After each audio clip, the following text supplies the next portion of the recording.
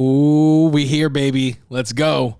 You already know, if this intro music doesn't make you smile, you need to go to the hospital and get checked. Welcome to World Local News. Recording live from Raleigh, North Carolina, in front of no audience.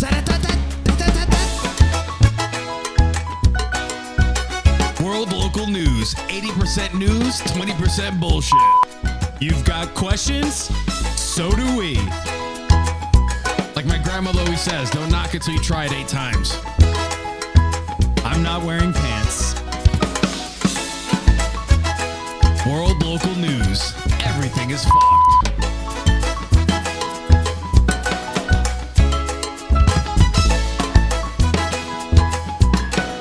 Let's get on with the show. All right, ladies and gentlemen, welcome to World Local News, episode 4. I am your host, Greg Perlman. I'm joined here with my co-host. I'm Freddie Valoy. What's up, everybody? How's it going? Greg, what's going on, baby? You got a fire in you today, I'm baby. coming in hot. What's up? Let's Dude, go. I'm coming in hot. All right, so for starters, this is, I think, the longest we've gone without seeing each other in like the last 6 weeks. Yeah, since we started working on this project. It was pretty much, once every 3 days for the last 6 weeks, and I didn't see you for 8 days. This is the 8th day. We didn't even communicate much through text. What was going on there? What was up? I had to go on a work trip. For the first time in the last 7 months, I had to leave the state. So, all right. So I know you've been really good with COVID. You had kind of like your people that you hung out with. You weren't in large groups at all. Yeah. So what was that like traveling for you? So, so I had to travel by airplane. Yeah. It was just too far of a drive. And leading up to it, I had some anxiety. I had a little anxiety. Mostly just to be in the airport itself. Not on the planes, because I've read up about it. The air is recycled. It's supposed to be good. I haven't read up on that, but I've heard enough people say it where I'm like, I think this is probably true. Yeah, at this point, like it's hit critical mass of people telling me, so like it's no longer, it's just reached the threshold where it can no longer be anecdotal. Like okay, it has to be true. Yeah. So you looked it up. You saw that. I did. So I did do some research. There we go. I didn't just accept people's word. Yeah, that's good. So I had some anxiety about it, but even pre-COVID, my kind of default when traveling in an airport was to stay as far away from people as humanly possible. Yeah. Like that's not the place that I like to chop it up with people. People in the airport, they're from all over. You see people walking through the security gates, like barefoot, in sandals and all this crazy, disgusting shit. Like, that's funny because for me, airports are a very sexual experience. Really? Yeah, I get turned on in airports. I don't know what it is. I don't know what. Wow. Yeah. Do you think it's like the cookies, the free cookies? I don't know what it is. I think it's maybe the whole like idea of like it's transitional. Like everybody's kind of got their own thing, and then there's I don't know. Yeah, I've always wanted to like find love on an airplane, Yeah, right. It's like one of those like you meet like a girl and you're like it's like a Tom Hanks movie or something, I've always wanted to be that like romantic lead in a movie. Yeah, something's happening at around 11 p.m. at the airport where it's like not a lot of people. Yeah, you get the night shift working. They're a little lax with the rules, so he somehow got behind, the ticketing thing to see the person. Yeah. He's Russian. The girl, yeah. He's Russian, like something, the only relationship that I've gotten out of traveling was like someone who is basically just like we exchanged numbers, never spoke to each other again. We're Facebook friends. Whoa. But like that's as far. Do you comment on each other's stuff? Like, I think we'll throw some likes around from now and then, but like there's not, there's nothing. Yeah. It was just like good conversation. I was relatively new to the city, so I was like, all right, yeah, I guess I feel safe giving my personal information to this stranger. Were the airports packed when you Okay. So back to the trip. So the airports themselves. So I was in a couple different airports. I was in the Raleigh airport, the Atlanta airport, and the Birmingham, Alabama airport. Atlanta, being the hub that it is, was the busiest of the three. I'd say compared to pre-COVID times, probably like at 65% capacity. Oh, wow. Okay. So, I mean, there were people. Yeah. There were people. Now, the crazy thing, the one that I just don't get is the mask covering your mouth, but not over your nose. So I would say 90% of the people in the airports themselves were masked up. Yeah. And that 10% were either not wearing masks at all, or they just had it over their mouth. The mask. Explain the nose out thing to me. I think it's just us catching them at a bad time. I think most of the time they have it on correctly, and the people that you see, you just kind of caught them slipping for maybe 10 minutes because, especially if they're working, they have to wear it for a long time. Any chance you get, you try to pop that nose out. But this is an airport. This is like you. So like for me, I go into ninja training, and like the whole day, like I'm without mask because I'm preparing. You know what I mean? It's it's like holding your breath underwater. Like I'm preparing for the swim test. So you don't wear a mask at all during the day to get ready for the airport? Well, but like not out in public, but like at home, right? And I'm just doing some breathing exercises, trying to rid myself of that pre-flight anxiety. Watch a couple rom-coms. You know what I mean? Yeah. Like I see the guy that I want to be on the plane. Exactly. I need to see that. I need to visualize it before I go. You want to be running down the terminal for this girl. Like you get me. Yes. You know, you get me. Where was I? We were talking about you being a hopeless romantic. Romantic. Also traveling.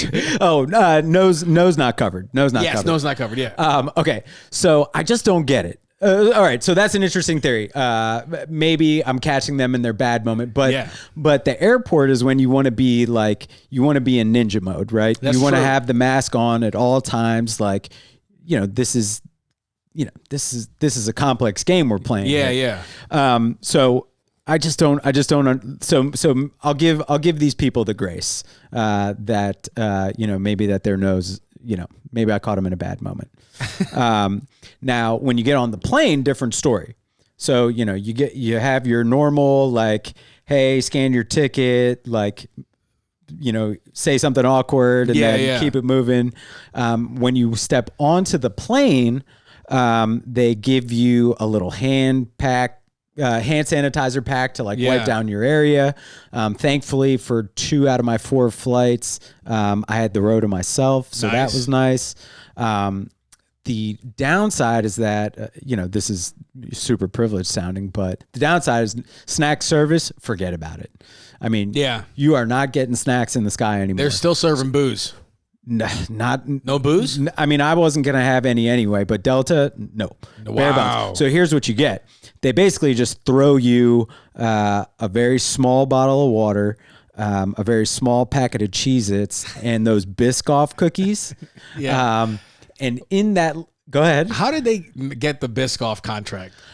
But how did I feel like Biscoff undersold themselves because they're like in every plane, but like that's a nice cookie. I don't like that I can only have it when I take a flight. I know. Where can I need some Biscoff so cookies in my life. Maybe this is where duty free shops are where it's at. Maybe Biscoff has like a contract with duty free. Do you think? And you can just load up. It's like going to Costco like before you leave the terminal. Yeah, I wonder. I'm going to see if I can find some Biscoff cookies. Look into it. Hey, if anyone watching or listening knows about Biscoff cookies, please chime in at World Local News on Instagram. Send us a message. Yeah, what do you guys think of this new angle too? We've been trying their angles different. We're innovating every single episode. Every week. We're getting better for you guys. Every single episode. Look at that. We're more like newscasters now. This is it. But like our way. Yeah, we're like armchair newscasters. All right, so the last thing that comes in this packet, this little sack,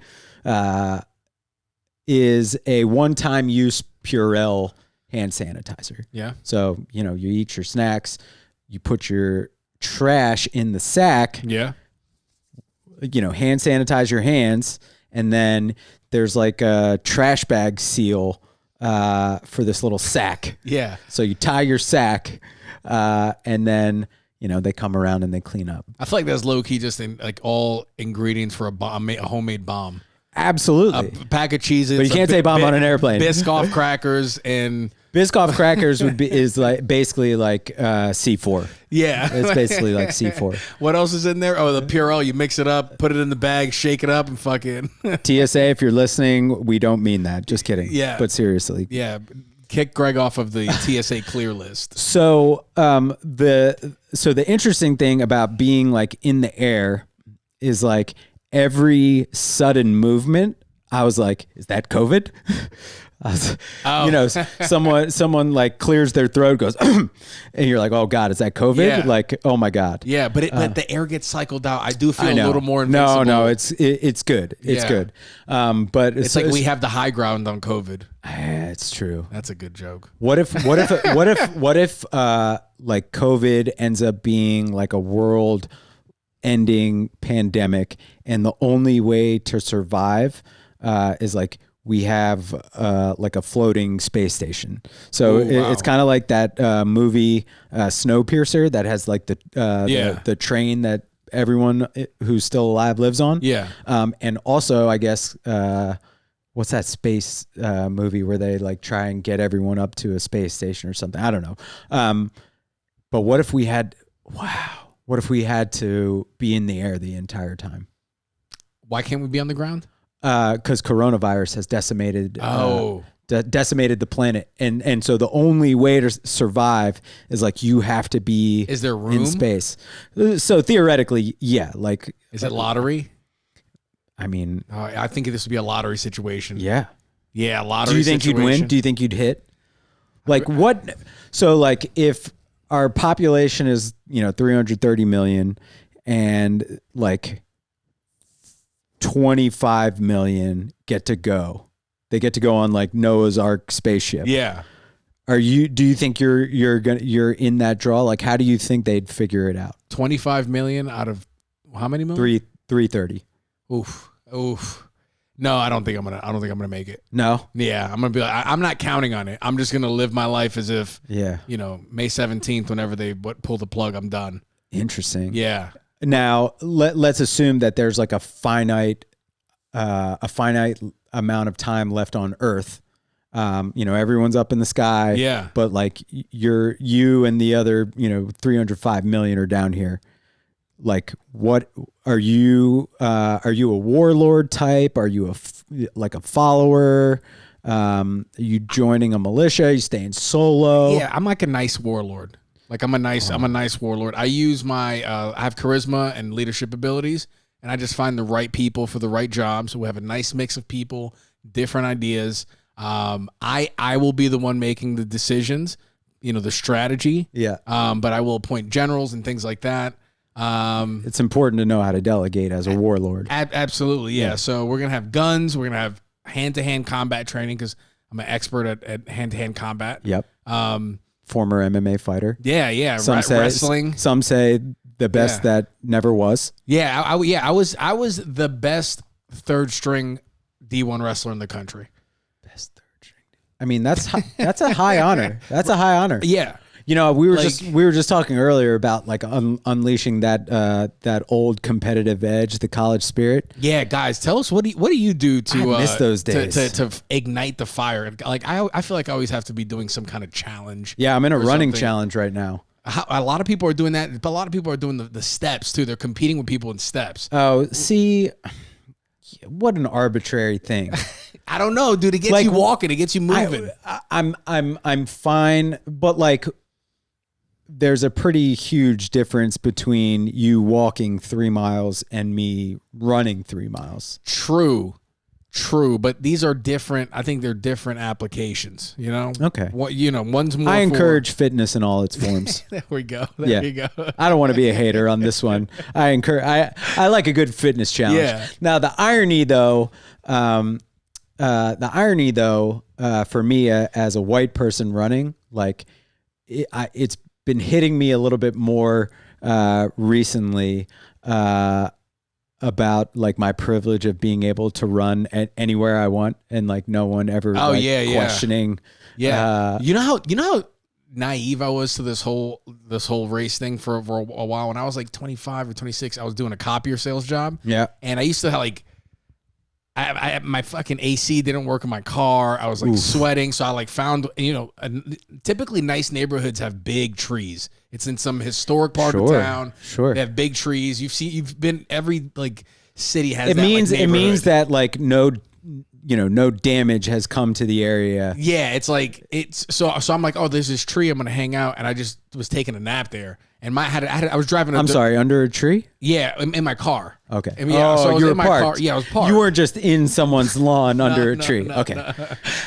No, so like I was parked in my car. It was a Durango. It was a red Durango with a bullet hole in the driver's side door.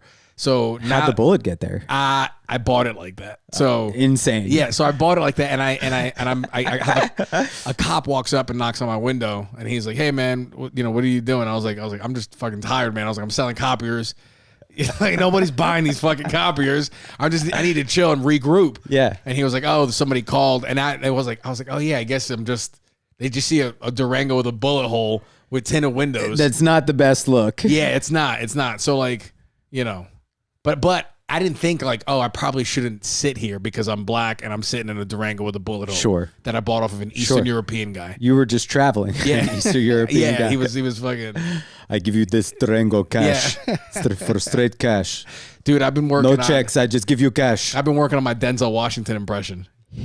I mean, if you're ready to preview it. All right, hold on. We got a world local news exclusive. We are now debuting impressions. Ladies and gentlemen, I present the impressionist Freddie Valois. Wait, hold on. Just put him in a situation. What's Denzel Washington doing? Oh my God! Did you just give me crack cocaine? Did I just smoke crack cocaine? I'm a cop. Oh, crack cocaine. Oh, you doing crack cocaine? He's doing crack cocaine. You, me, everybody in here's doing crack cocaine. That's how it's going on over here. Okay, I see what's going on. Right? I got. Wow, guys, if you're just listening, I mean. I thought Denzel Washington was in the room. How long have you been working on that? I got it from the comedian Godfrey. I saw his impression and I was like, let me try that one. So I started working on it and I feel like I got it. Godfrey uses the impression of him on like Denzel Washington, like in a saloon, like with horses. He's like, oh, so everybody in here's got a horse? So everybody in here's got a horse? You, me, him, everybody in here? Okay, all right, we're going to be Oh, man. Denzel's probably one of the best to impersonate because his face is so expressive. Yeah. Like he's got like the lip quiver thing. Yeah. Nope. And like, okay. Okay. Man, I just rewatched not too long ago, I rewatched Remember the Titans. Strong side. I actually have never watched that movie. I'm sorry. Do you have a heart that pumps feelings into your body? I feel like with that movie, I it's one of those where I get it.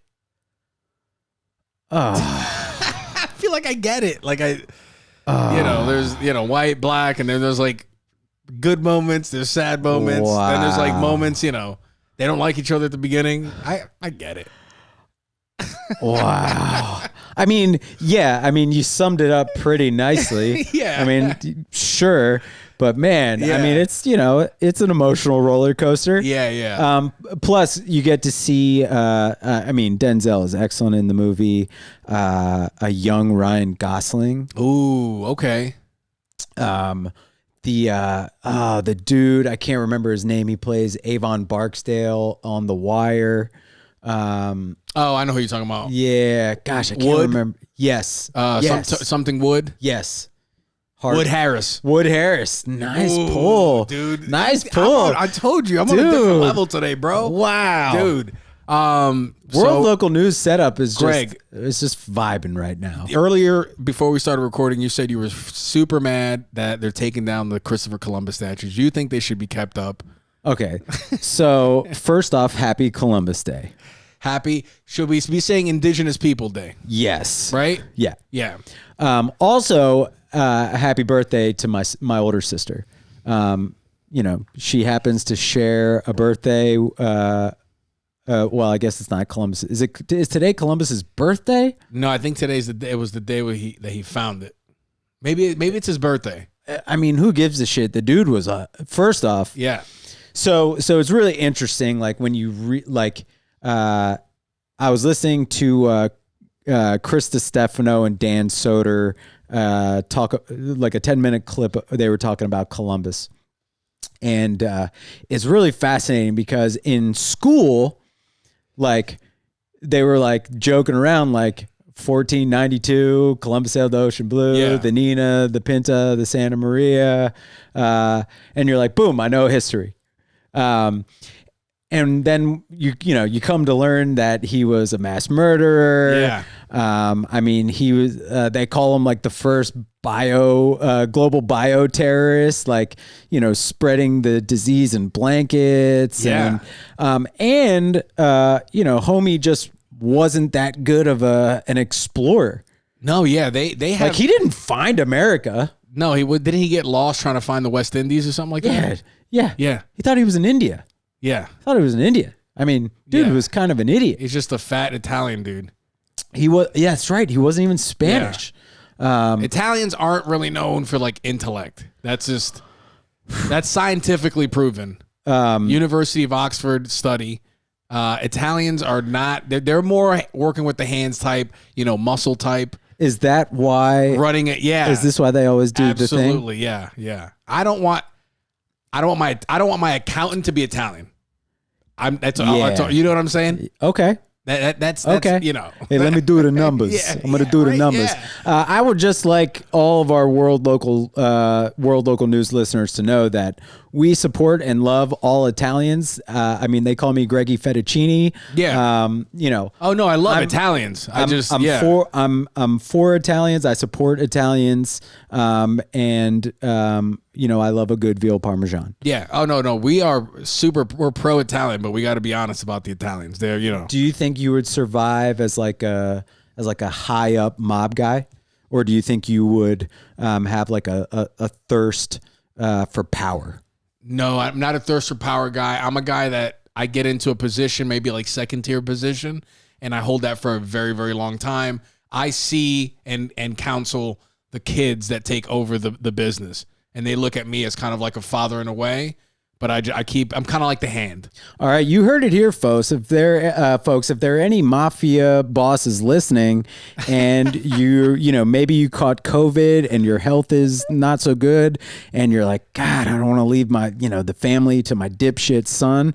Freddy Valois is here, and he is willing to be your number 2. He's going to teach them all about hard work, dedication, and loyalty to the family. I mean, I'd hire you if I had a mafia gang. Yeah, I used to tell in high school. I used to tell girls I was Sicilian. Oh, yeah, I used to tell girls because if you told girls you're Dominican in New York, you had a whole slew of obstacles. People are like, oh, you're a Dominican. That means you're a womanizer. You can't commit, which is all true stuff. But you wanted to bury the lead as a young adult. So I would lie and tell girls that I was Sicilian, and a lot of them believed me. Sicilians were like the first canceled people in America. How? Did Italians get canceled before Irish? Like they were like when they came, through I think it was Irish first. And then Italians. Okay. Yeah. All right. But then eventually it all just became white. But they were all separate. Like very separate. But they were treated as like European white. So like people say like Dirk Nowitzki is not a white guy because he's German. Really? Okay. Yeah. I don't know. Yeah. That's okay. So it was Irish. So speaking of canceled. Did you happen to watch Saturday Night Live this weekend? I watched Bill Burr's monologue. That's what I did. All right, so we're both big Bill Burr fans. Yeah, right. I mean, he's one of the most prolific comedians of all time. Yeah, he's a podcaster, an actor. Yeah. He's a man to look up to. I like the way he takes care of his family. He's just a very seems like a great dad, very principled person. He knows he's a fuck up, and he's a great all around guy. He's just a dipshit from Boston who's funny as hell. Yeah. So he hosted Saturday Night Live, which when I found out that he was hosting, I was so happy for him. I was so happy for him. Like he said in his monologue, it was literally a dream come true. Yeah, like listening to his podcast, like when he talks about he was like in a hotel in Vegas and he was leaving to go down and go do his set for like a sold out show in Vegas, and he looks at his wife Nia and he's like, "Could you believe this? We're doing this?" Like, that just like gave me chills. So it's like when I saw that, I was like, I had one of those moments. I was like, I wonder if this is like. It's probably a dream come true for him. So like, yeah, 100%. Yeah. I mean, how cool is that? I mean, you think about all of the people that have passed through those halls, right?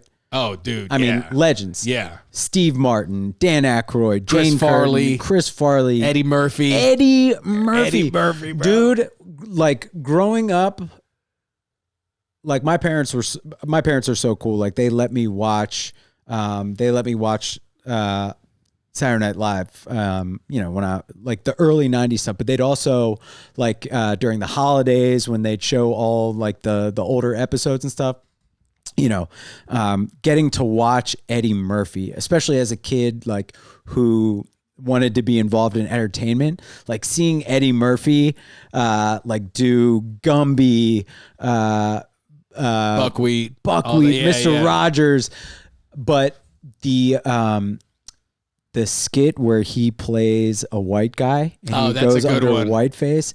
I mean, I like, set the stage for guys like Dave Chappelle to do the white newscaster. Has that same vibe. Oh gosh, so what'd you think of Bill Burr's set? Okay, so what are people saying right now? Right, so right now people are saying it's kind of polarizing. People are depends what circle you're in. Some people think it's sexist. I had someone I shared the story saying that we're going to talk about it, and someone said that it's sexist. Which I could definitely see that angle. Yeah, some people were critiquing his delivery. They felt that it was like stumbled. A lot of people critiqued. I thought that was a weird thing for them to critique. I don't know. You know what I'm saying? Like, well, so it's interesting because like I'm sure he hasn't been I'm sure he hasn't been doing a lot of sets because of coronavirus. So I don't think he's been doing. I'm not sure if he's been doing any of the traveling tours or anything like that.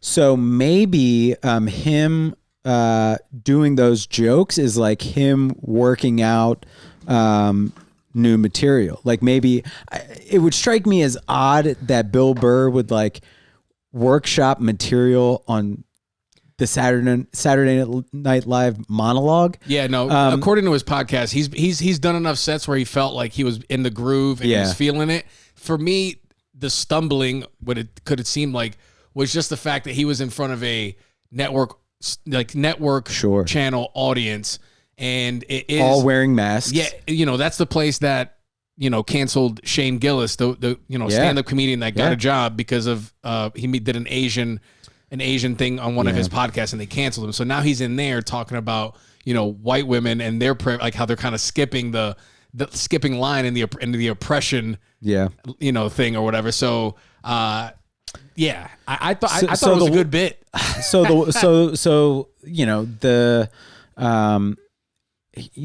It's just hard to tell anymore. Is it like is the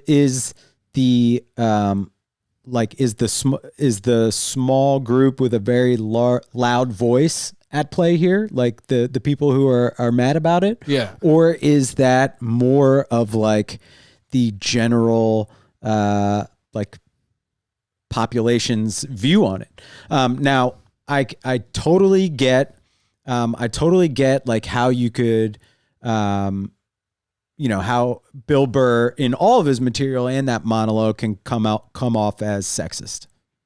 Yeah. Yes. Yeah. But what I think Bill Burr does is that he also makes fun of everyone. He might be a little bit more relentless towards certain groups, like white women, for instance. Yeah. But like he he made a joke about white men. Yeah. He's to me, and guys, feel free to chime in about this, but to me, he's an equal opportunity offender. And it's never, it doesn't seem malicious to me. So, what are we doing here if comedians can't make jokes, right? Oh, yeah. If you're coming at everyone, to me, that's just fair game. Yeah. I mean, you're a comedian. Like, I don't think like you're out there, censoring your jokes or anything like that. No, you do it because it's funny and it's fun to say and it's entertaining. Like, and his joke was not off base. It was worded and crafted in a way I thought it was good. I did too. And the stumbles, quote unquote, were only, I think, because of the audience he was in front of, and they were like pulling back. But I thought I thought the material was fucking awesome. Like I liked it. It was a chilly audience. Because at one point he was just like, "All right, pushing through." Yeah, is the joke technically sexist? Maybe, but like, is Bill Burr a sexist? Like, not no. Like, he's not like a. So I talked to my youngest sister because she's got a good beat on like on pop culture issues. Yeah, she's got a good finger on the pulse, and I trust her view on things. And I asked her, why does Bill Burr get this shit and Dave Chappelle doesn't? Dave Chappelle does, though. So yes and no. Yes and no. Like, I think there's a particular group of people that get mad at Dave Chappelle, and I think that's the LGBTQA plus community. Yeah. That group in particular, like, comes at Chappelle. Yeah. But everyone else seems to be relatively cool with him.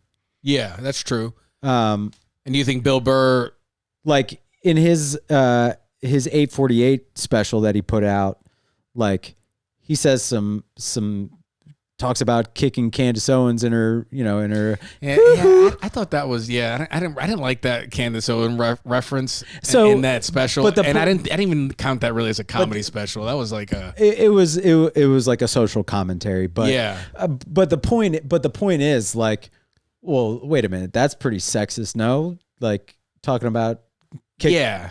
So my point is, no one really had a problem other than Candace Owens, and I don't even think she had a problem. No, she did. She took it in good spirit. Yeah, of course. She any press for her is good press. Yeah, and she was going to do that solely because her thing is like, oh, the liberals are sensitive. She's so that's like right. Fucking just on the dollar. You could tell, just pushing the agenda. It's so like, that's my last resort. But my last resort is if comedy doesn't work out and I don't blow up, I'm just going to propose to Candace Owens. That's what I'm going to do. She's married. Yeah, I'll be the third wheel in their marriage. We'll have some, we'll figure it out. And then I'll be on Fox News being like, oh, what about black on black crimes? Yeah, I mean, I think... think about it, dude. Imagine, like, for real, if I hadn't... Obviously, I would never do that. You'd be... If anybody needs to...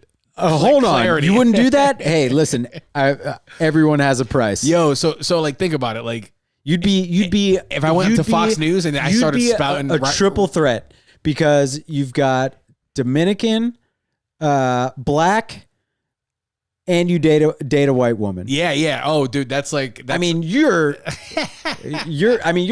So if Fox News says, Freddie, we're gonna give you a 5-year, $25 million contract, $25 million total with $12 million guaranteed. Mm-hmm. Are you selling out, Greg? I think we need more law and order in this country. He's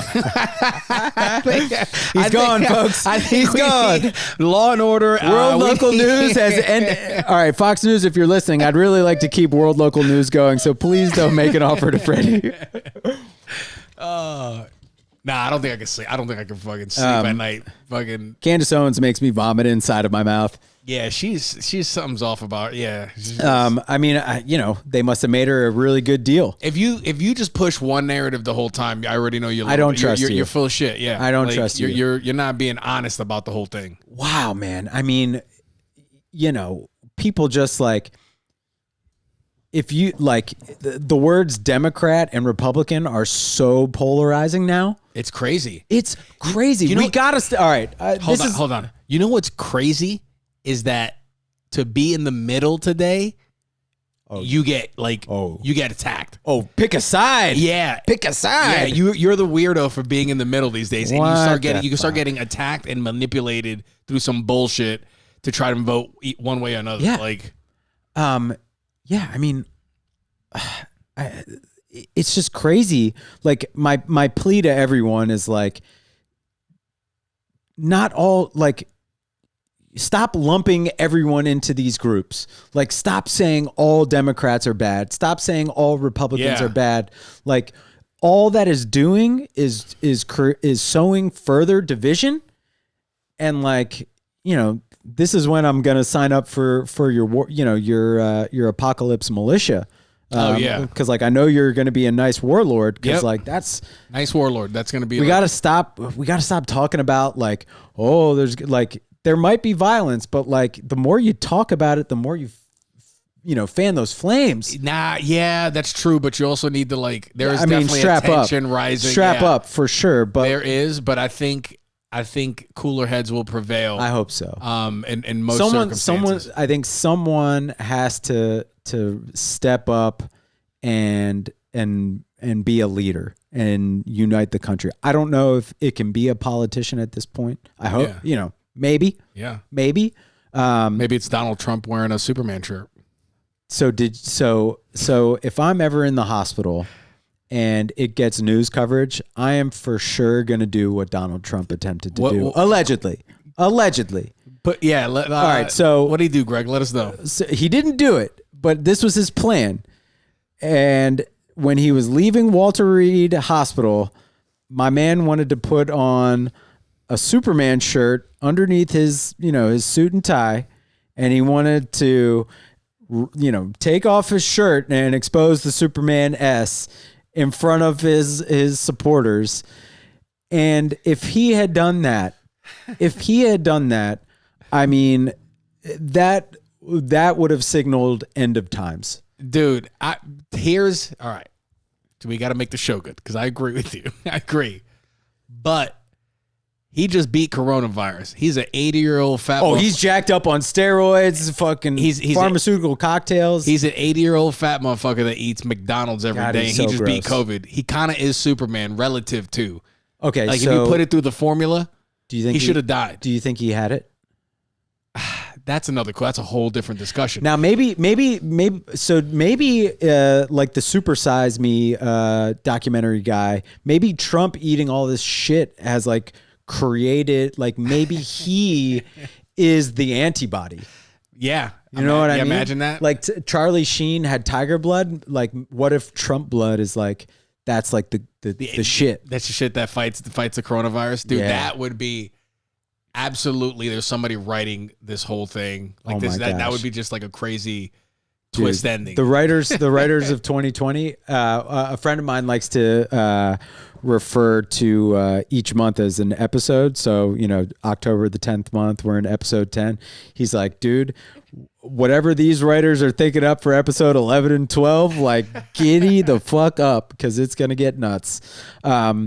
I will say we highlighted Dogface. I think that was a turning point for 2020. Boy, what a bright spot. And Little Duval's song, Don't Worry, Be Happy. He did a cover of that. Yeah. It's like a 2020 version. Okay. And that dude just, he's got good vibes. He's the Smile song. Yes. I mean. And I think he's forwarding the Black Men Don't Cheat.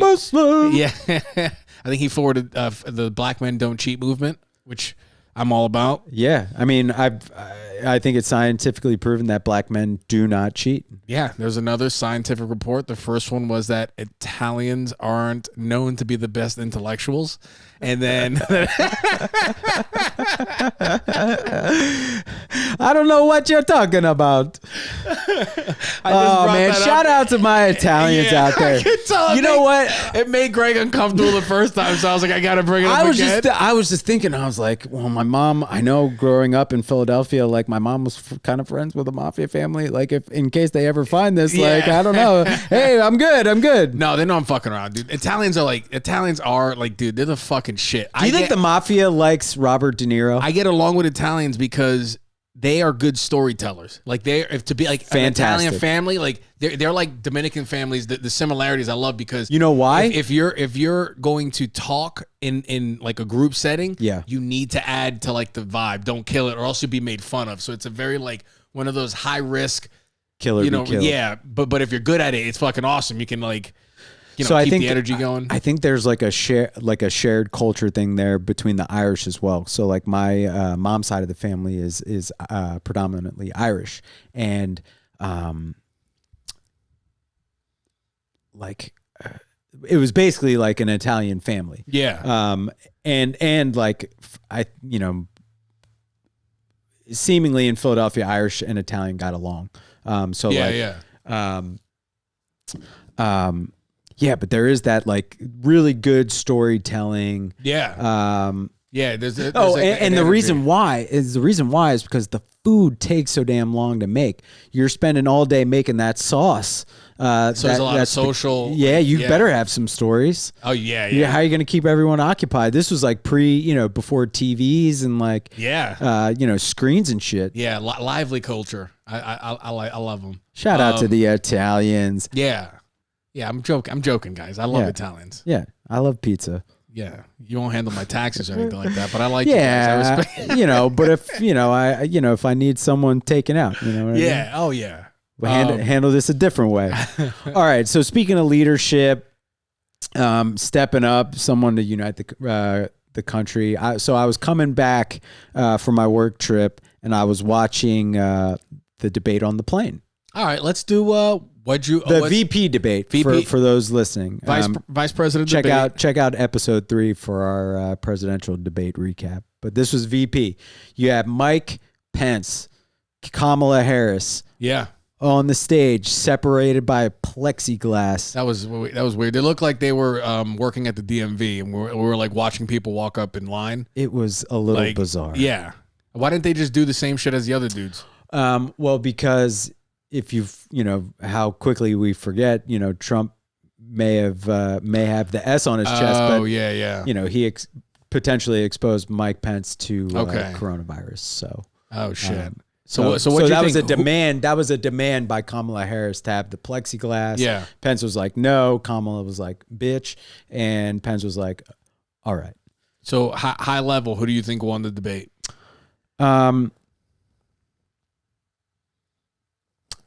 I would say it was a draw, but leaned a little bit more towards Kamala. Okay. I think both of them. The first 20 minutes were a little tough to watch because it didn't really feel like either one of them were answering any questions. Yeah, and they were trying to pull out the heartstrings and be like, and throw a little just non-answers. Yeah. And I think Pence kept that going a little bit longer than Kamala did. What do you think? I think I feel like Pence won that one, but it was the same way as he was like kind of draw, but just leaning towards Pence. But I think I could be a little biased or skewed because I didn't realize how often or how little I've seen him speak. But when you look at him, you think of him as like, oh, this is the traditional presidential aura. He was like cool, calm, like his delivery. He was fucking cool with it. Like, but he's like kind of emotionless in a way where you're like, did you grow up Children of the Corn? But there's a soothing nature to his voice. If you analyze it, he's creepy as fuck. Yeah, like but there is a calming nature to his voice, and I was like, God damn, like I was like, when have I really heard him speak? He'd host like a 3 a.m. like smooth jazz, easy listening. How hilarious would that be? Welcome to Mother and Me. During the campaign, he's like the number one smooth jazz radio He's station. A smooth jazz podcaster. In St. Louis, huge black audience, like under a different name. Oh God. Well, yeah, dude. Under a different name, my just gosh. like What would his think about what if you're listening? Let us know what you think his underground smooth jazz host name would be. yeah. Wow. I mean, he looks the part. He looks like he's like either a politician or like a G.I. Joe villain. Oh yeah. People say he looks like what's his name? Something Bannon from Speed Racer. Chip Bannon or something like that. Yeah, he's like he looks like a Lego guy. He looks just like he looks like a Lego guy if they hated women's rights. Yeah, he looks like they manufactured a politician, like it's a toy, like yeah, like the Manchurian Candidate, like he was bred his whole life to do this. So the part that's getting some hype and some notoriety is the part where she says I'm speaking, like yeah, and I find that interesting because it brings up a question for me because I know women say that a lot about like they get interrupted by men a lot. Yeah. But, and correct me if I'm wrong, Greg, do you think that, like, I feel like men, we do that to each other as well, right? It's not necessary. I'm not saying guys don't do it because girls are women, but I think it's something that we do to each other in social circles. Do you find that? I do. And I'm kind of hypersensitive to it as well because I feel like I cut people off more often than others. Same here. And I think that like, that hypersensitivity to it has made me like I'm biased. I have no idea yet. Yeah. But I would say men interrupt everyone.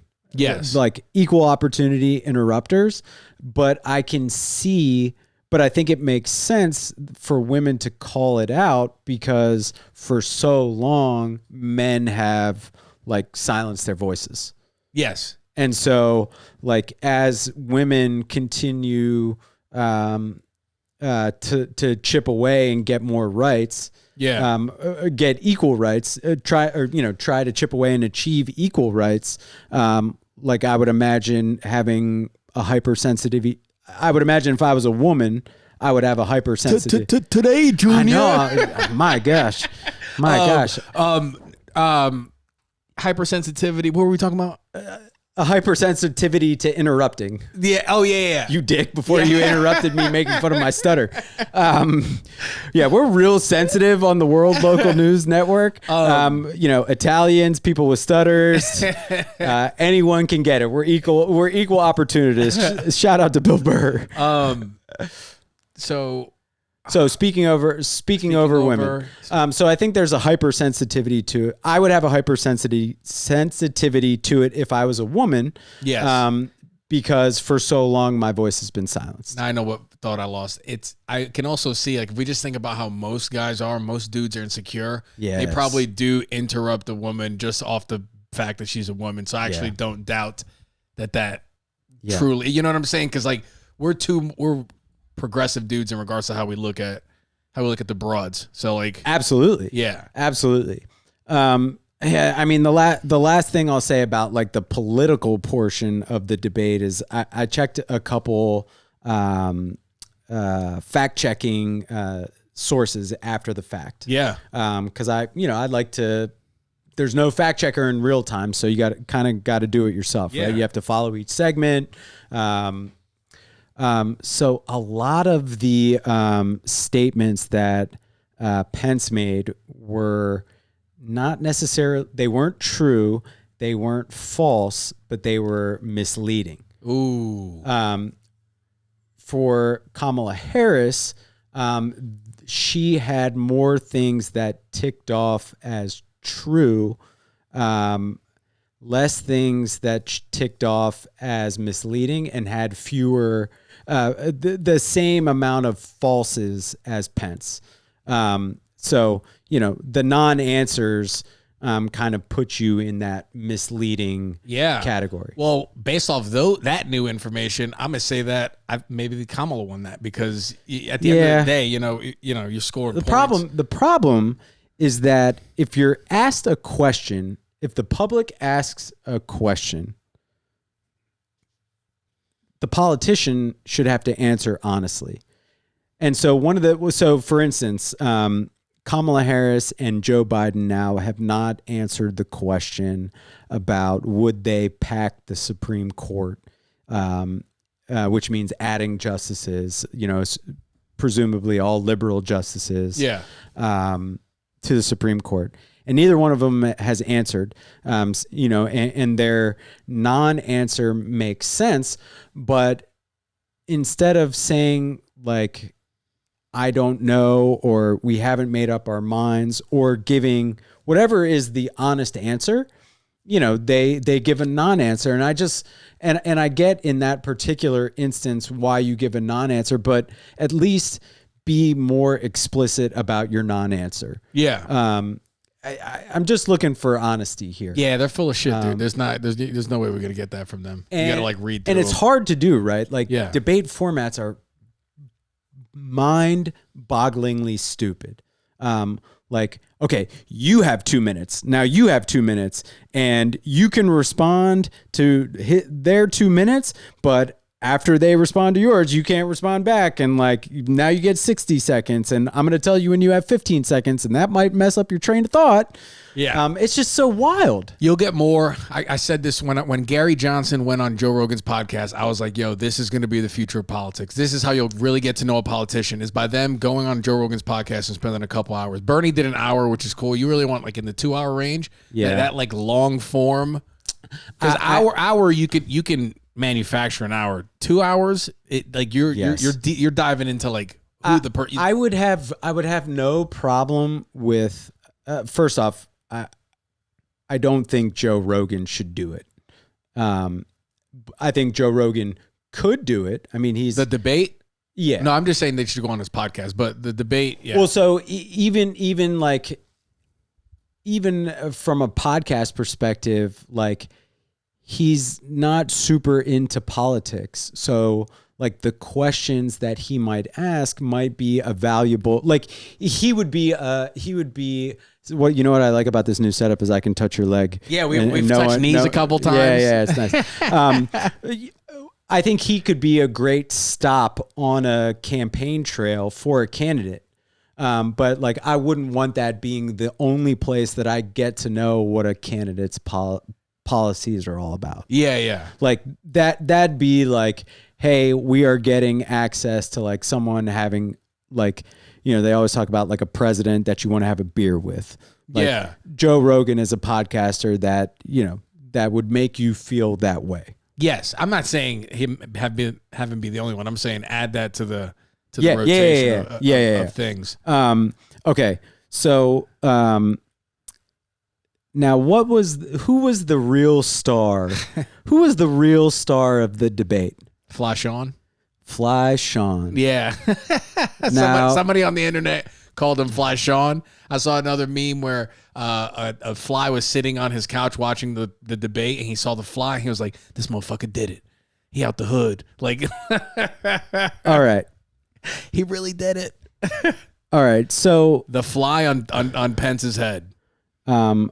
I mean, do we know if the fly lived? Like, maybe like it took in so much chemicals from his hair gel that like as it left his head, like it fell to the ground and died. You think so? Just like that fly's last moments was Pence's head. Help me.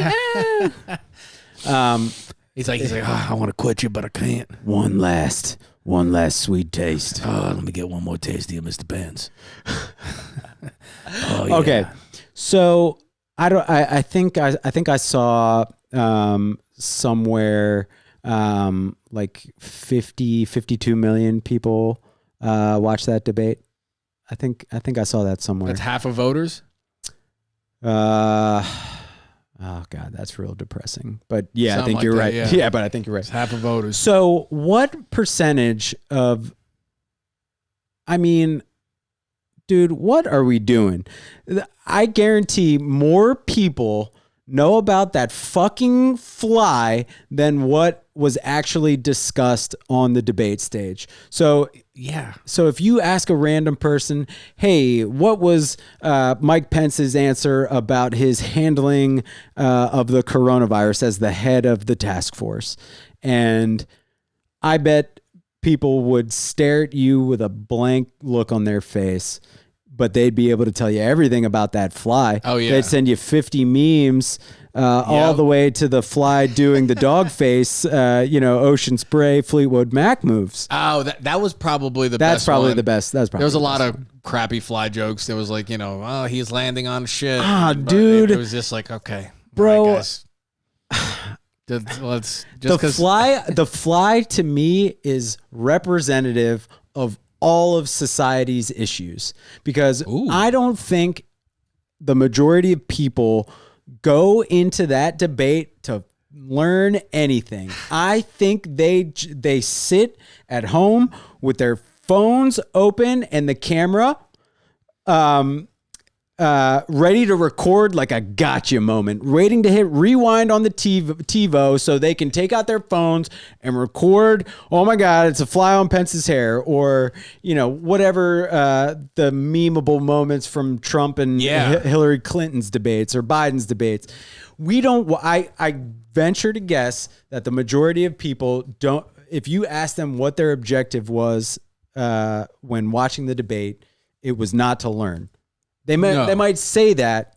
The memes are the most productive part of the debate. God, that was the most productive part of the debate, and that's why it's so indicative of society's issues, because. God, like this is, people want to say that this is the most serious election that we've ever had, and all we're talking about is the fly. All we're talking about is the fly, and it's just crazy, man. Like, more attention, like how creative are we as a society that we can come up with a million different effing memes about this stupid fly and creating Fly Sean, and he's got a backstory, he's got an Instagram account, but people don't even know. People don't even know. Oh, dude, he's probably made more money than I have this year. Oh yeah, the flies. The person, the flies probably got a Nike deal before me. He's running the Wendy's Twitter account, dude. It's the fly takeover, and I think it is a perfect symptom of what has become of our, quote unquote diseased society. It just makes me a little bit sad on the inside. I get the sads, but it is very fun though. It is entertaining. It is fun, if it's not affecting you. I know, and as a straight white man, I think I'm going to be okay, and that's not fair. But everyone just cares about the fly. Everyone just cares about the fly, and so yeah. Fucking. What are we even doing? Yeah, I like I said, we thank you for the vice presidential debates. We got some good memes out of it, but Pence gives me. Have you ever seen the show Handmaid's Tale? No, I have not, but I've heard his name in that show in the same sentence for a while. Me too, and I shout out to Me Too. I had never seen the show, and I picked this past weekend to start it, and like Handmaid's Tale kind of seems like a dream world for Mike Pence.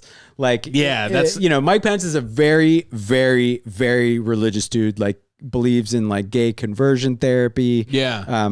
As I noted in the last episode, he calls his wife mother. You could be gay. You could go from straight to gay. That seems great, but no, definitely the opposite. Oh, okay. No, definitely the opposite. I would trial on the other one. That'd be fun. Yeah, like you could just try it, like just to see. You can go It'd be like Freaky Friday. It's like 80% chance to go from straight to gay, but for you to turn back, it's 25% chance. Do you take that risk? So once I'm gay, I have a 25% chance of being coming straight back again. Yeah. I'm liking being gay, right? Yeah, it's your preference now. Yeah. So it doesn't matter, good. right? Yeah. I'm totally good. Yeah, you're into dudes now. I'm totally good. Yeah, I'm in there, bro. Like, yeah. It's a new adventure. It's So gay's not happening in the Handmaid's Tale. Oh, wow. That's not happening. And it's really dark. And to be honest, like that's why, like going back to the to the start of the show, like I've missed you, man. Like I had a rough couple days, like watching The Handmaid's Tale. It's really dark. Oh shit! Like it like it seems like something that could happen should shit go really sideways in this country. Yes. And you know, it gives me the terrors. Yeah, no, I wanted to call you at like 1:30 a.m. the other night. This is where me being the nice warlord. This is when nice warlord comes in. Yeah, and he saves the day. Yeah, because I promise you, as the nice warlord of our country, you're a gay friendly warlord. Yeah, you guys, gays, let's go. We need that type of, you know, we just need that type of energy.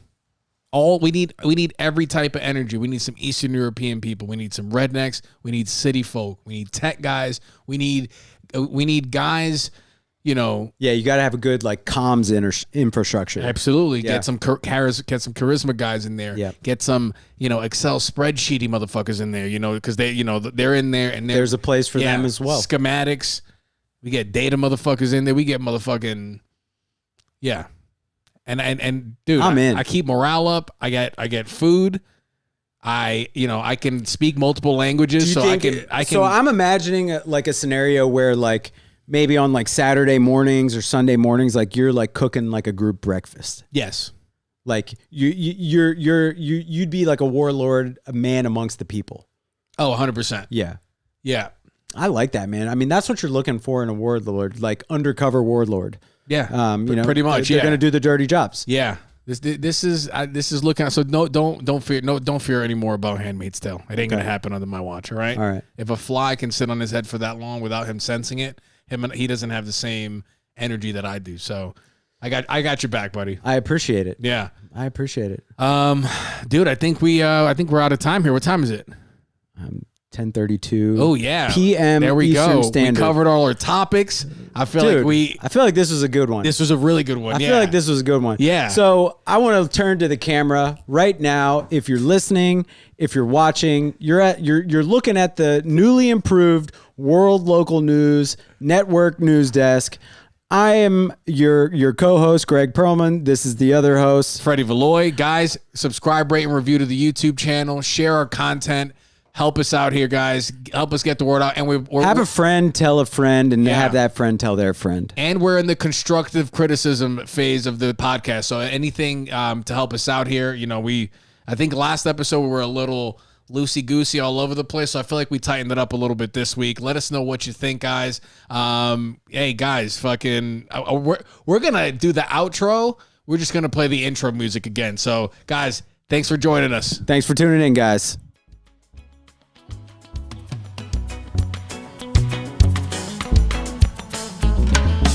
Welcome to World Local News. Recording live from Raleigh, North Carolina, in front of no audience. World Local News, 80% news, 20% bullshit. You've got questions? So do we. Like my grandmother always says, don't knock it till you try it 8 times. I'm not wearing pants. World Local News. Everything is fucked.